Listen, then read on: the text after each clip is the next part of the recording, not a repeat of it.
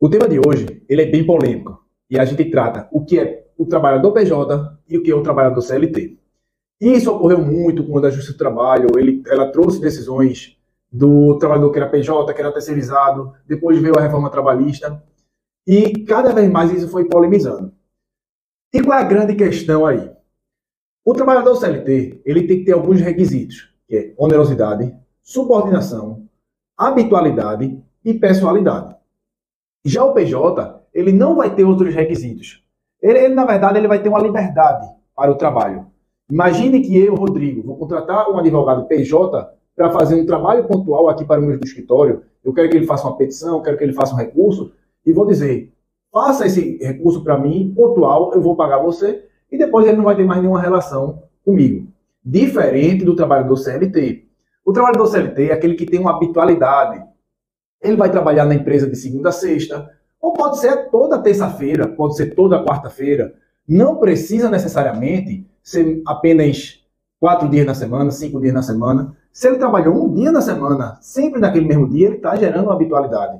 Diferencia aí o empregado doméstico do trabalhador que trabalha para uma empresa. Então, há essa diferença da habitualidade, certo? Uma grande questão também é a pessoalidade.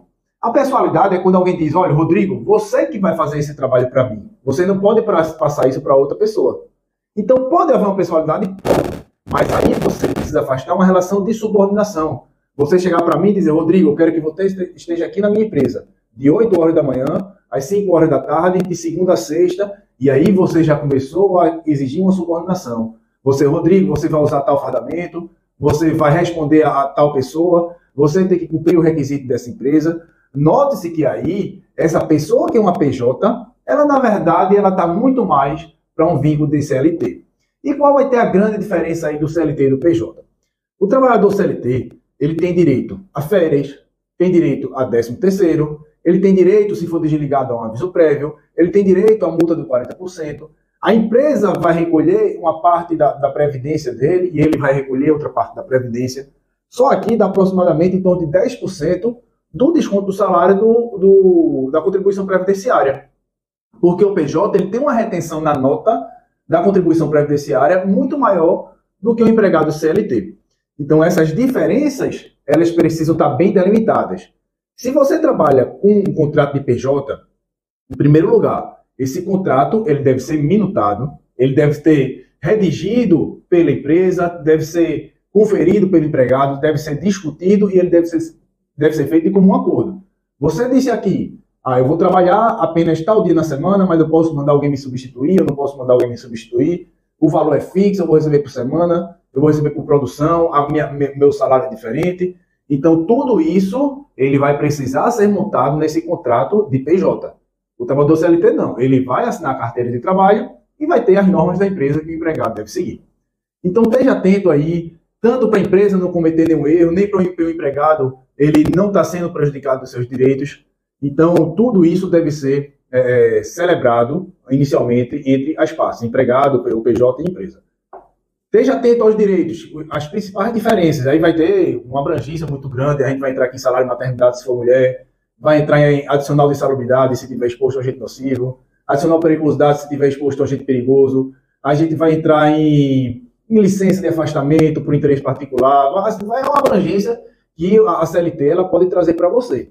Mas os principais delas, que são os requisitos ali mais importantes, que é o que eu trago, é o FGTS, suas férias, 13º, aviso prévio, multa do FGTS, rescisão de contrato de trabalho.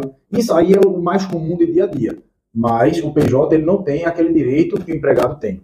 Certo? Então, se você é empregado, procure fazer um contrato de empregado, não fazer contrato de PJ.